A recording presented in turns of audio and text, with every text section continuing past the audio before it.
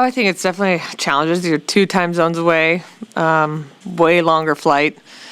This actually, I don't know if anybody on our team's ever played in these arenas, so I think there's a lot of new challenges.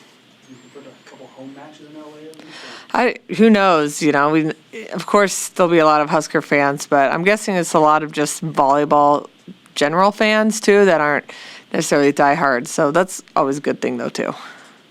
What do you know about each team individually and how they play? They're both really good. So UCLA, they have been up and down, but they have the players, that individuals that could start on a lot of teams. But they do play a lot of different players, and I think USC is rolling, and they're young but super talented, and they're playing great as well. I feel like this time of the year there's teams getting better and teams that are pretty stagnant, and I feel like both these teams are getting better and playing well right now. Should I see PK back in? Yeah, hopefully. I don't know if she's played too many back-to-back games, so we'll see, but I did see she was in their last one, so that was awesome. Why was this one of the road trips you were looking forward to? But I think I've never played at either of these places indoor, just done beach at USC, and seeing it's this time of year, well, it's supposed to be great weather here this weekend, of course, but you're expecting colder weather in California to be nice. And so I think getting out of town to a nice climate is always good in the middle of the season, too. And we'll get to do some extra things. We're leaving a day early, and that ended up being a great call because of flights and the government shutdown. So we shouldn't have any issues. But, we'll get to do some stuff on Thursday and then the day off in between. Won't just be sitting in our hotels. Yes. What do you think have been the biggest reasons that the middle offense has been as good as it has been this year? The biggest reasons, just I think the individual improvement of all 3 of them, and you can include Menai in that, and Bergen, and I think Campbell has helped Bergen to take more risks. I think the middles are just more confident. I think Bergen's playing great, so it's just the combination of all that. I just think she's a risky setter, and that's a good thing. And in practice, when you see somebody else doing it, you tend to want to simulate it. So I think it's just made Bergen confident to do the same. Early in the year, Andi came in here and she wasn't hitting her best percentage. She's like, "I'm not worried. I know it will turn out okay." Last week she basically hit perfectly, or not basically, she did. What have you seen from her as a coach that helped her stay confident to be successful? She just comes in every day with, the same attitude, and she wants to continue to get better. And for her, those, that's a little bit each day. She's not going to see this huge amounts of growth. So being able to be okay with that and recognize the little bit of growth, eventually that's going to pay off. I think sometimes you want to see these massive improvements and jumps. So that just doesn't happen to somebody that's already really polished.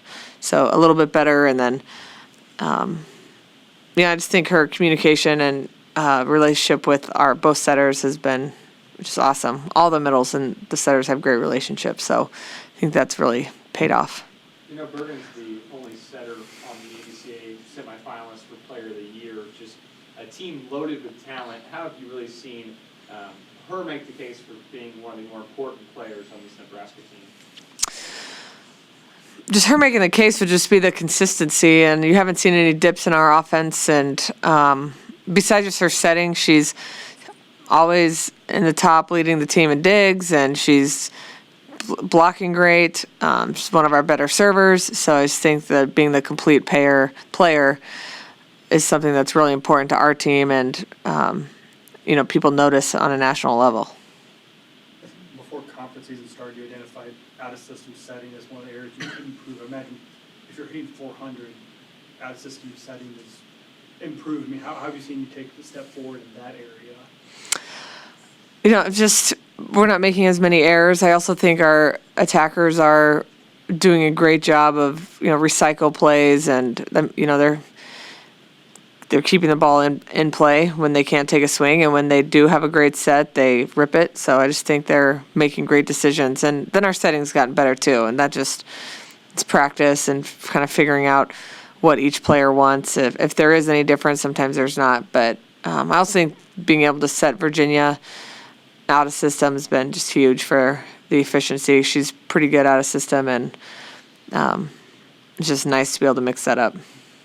In Virginia, different look. The play where you run her up the middle, it really is one of the more effective plays. What is she able to do from a middle attack as opposed to Yeah, I think it just, you have Becca who's hitting over 400 on the slide, and you have Taylor who's hitting, 380 on the go. So, you can't triple block that. You got to make a decision. So I think that's why she's pretty effective, because she typically has a split or one up, and then you have a lot of court to use.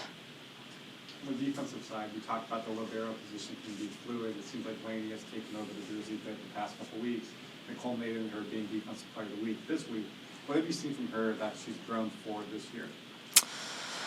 Well, I wasn't here last year, so, but from the beginning of the year, it's just, I think Laney wants to win. She's an ultimate competitor. I think she was what I know she was like that the last 2 years, so I don't know if that's grown or changed. But she's just a great competitor and winner. She's a great communicator out there. She wants to take charge. So all those things go into being a great libero. So let me clarify, I apologize. Well, how has she grown under you from the beginning of the season? Yeah, that's just kind of what I answered, yeah. So. Dani, your Brittany Falcons won their fourth state championship on Saturday, first since 2014. Did you able to reach out to some people, see some of the highlights? Just how special was that for, it's just coincidental that your first year back here in Nebraska. Yeah, it was a very cool coincidence. I don't have a lot of ties to the volleyball team anymore there. I've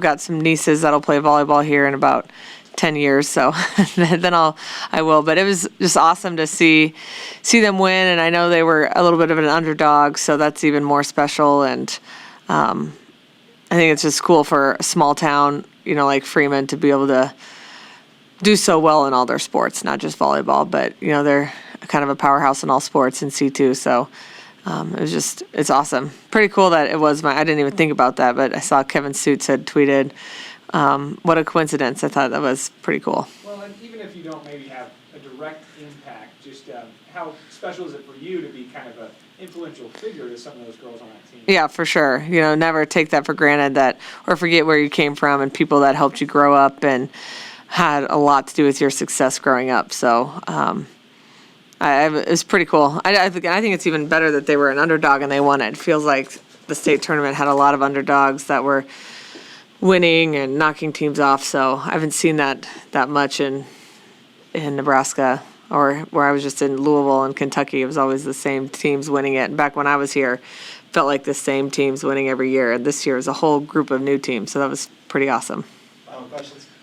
Terea posted some really big passing numbers last week, the best in the country for an outside. How have you seen her grow as a passer since she got here? Just the same stuff with everybody. I think the more you play, the more confident you get, and that is how Terea has gotten more and more confident. I think she knows teams are going to go after her because she's a freshman, so being able to deliver and, stay strong mentally, and when you make a mistake, just not being able – she does a great job of not – compacting mistakes. It's one, and then the next pass will be great. So I think then teams start to get off her. So she's just done a great job of working through, the mental part of volleyball where you're not going to play perfect. And that's paying off for her too. It's huge when she can post numbers like that. All right, thank you.